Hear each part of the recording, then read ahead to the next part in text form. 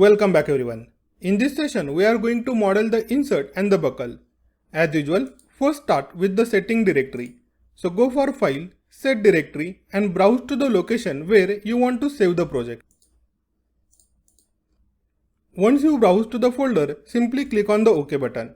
Simply go for the OK. Now currently you can see I have the model number 1 and within that I have parts. So for this model I will rename it as my project name. So simply type it over here as a snapfit and hit OK. Under the part, here we are going to create two parts. One is for insert and other one is for the buckle. So let us start with the creating part. First let us create the buckle. Then I will go for modeling space as a 3D one, deformable body and the solid because here the thickness is mentioned as a 5 mm. Simply go for continue. As usual, let us create the construction line because I want to create a sketch which is fully constrained. Go for constraint and fix the entities.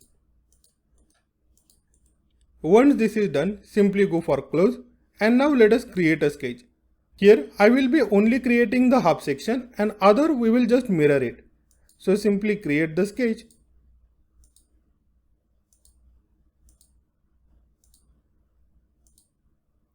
Once the sketch is closed, simply press middle button to come out of the sketching command. Now let us go for the dimension and let us try to give the dimension. So the total length is nothing but 20 mm and the total height is nothing but 30 mm. Once these two dimensions are done, now let us try to constrain this point and this point. Before that, let me quickly give this dimension because they are simplest one. So here height is 7 mm and then this height is 12 mm. You can note most of the line are now converted into the green color indicating that these lines are fully constrained. Only thing that has remained is to constrain these 3 points. Now let us zoom out little bit, let us move it over here and again zoom in. So the length of this particular line, let us observe. So here it is 7 mm.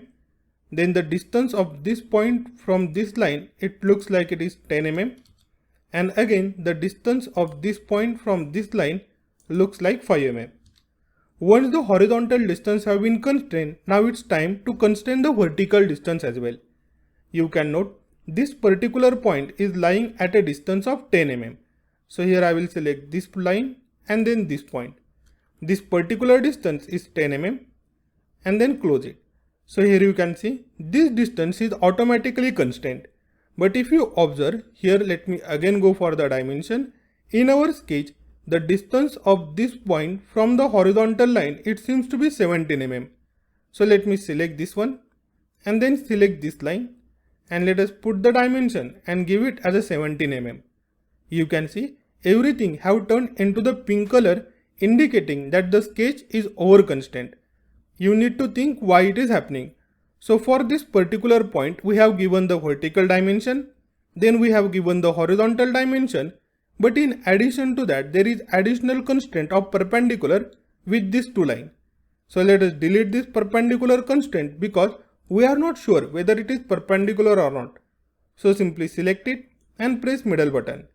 You can see now everything has turned into the green color indicating that the sketch is fully constrained. Now simply exit the sketch and go for done. Here the depth I will put it as a 5 mm and go for OK. Before we go ahead and apply the fillet and mirror feature, let us first create the insert as well. In order to create the insert, let us first rename this. Okay, so buckle is already been renamed. Now let us go for part. Again new part. So here I will type it as an insert. Then again follow the same procedure, nothing new. Again let us create the two construction line. So I will type this one and this one. Then let us fix them in the 3-dimensional space. So this one and this one. These two pink color are alright because here we need to fix them in the 3-dimensional space. Now let us create the insert. So again I will go for the polyline. Let us try to create the entire sketch in a single line. So this is our length, then again height, again length, then inclination. You can see automatically those perpendicular constraints have been created. Those constraints I don't want, so later on I am going to delete them. You can note this particular line should not be over here. So let me close this one Again, let me go for the line. Let us create the line from here and then close the sketch like this. Because if you remember, we have created the buckle from the center line and on the right hand side. In similar to that, we need to match the center portion of the buckle and the insert. So this portion we need to be careful. So again I will go for the trim, or let us go for delete, no worries. Once this is done, let us first delete this perpendicular constraint. Let us move it over here, and now let us give the dimension. So again I will go for the dimension. We know that this particular height is 7 mm. So let us type 7 over here, and the distance from this line to this line is 30 mm. Then we know that this point and this point have the similar distance. So let us type this distance also as a 7 mm. Then let us give this distance as 20 mm. Then let us follow the same procedure that we have done so far. So this particular distance, I think it was 10 mm. Let me verify. Oh, sorry, it is 7 mm. Then from this point to this point, it is 10 mm. Let me pull the sketch over here. And again, distance from this point till this line, it is 5 mm. Now let us try to give the vertical distance also. So from the bottom line, that is this construction line, till this particular line, it is 17 mm. Again from this line till this line, okay, we need to give this dimension from the top. So let us give that one. So from this particular line till this point, it is 10 mm. Okay, now the vertical dimension have been constrained, but you can still note there are few lines which are under constraint. So again go for the dimension. You will note that this particular distance is 5 mm. So let me zoom in little bit, and then let us type 5 mm. Now only two lines have been left as an unconstrained line. Let us try to see why these two lines are unconstrained. We know for sure that this particular distance is 30, that is from the bottom construction line to the top. But this particular height we don't know. So let us look into the sketch. Okay, it looks like it is 20 mm. So here I will simply type 20. And now only two lines have left as an unconstrained line. If you notice, in our sketch also there is no dimension for this particular point. So here we have to make sure that this particular point is exactly lying onto the buckle itself. So one thing we can do is to create the construction line from the buckle, and then we can reuse it. So I can simply go for the construction line. Let us create one horizontal construction line, and let us create one inclined construction line also. Now let us close this one. Now for the construction, I want this horizontal line to be at a distance of 7 mm from the bottom, representing the height of the buckle at the bottom. So let me set it to 7 mm. And now this construction line, I am going to fix it. So I will go for add constraint, go for fix, and let us fix it. Now once this is constraint, let us try to work on this line.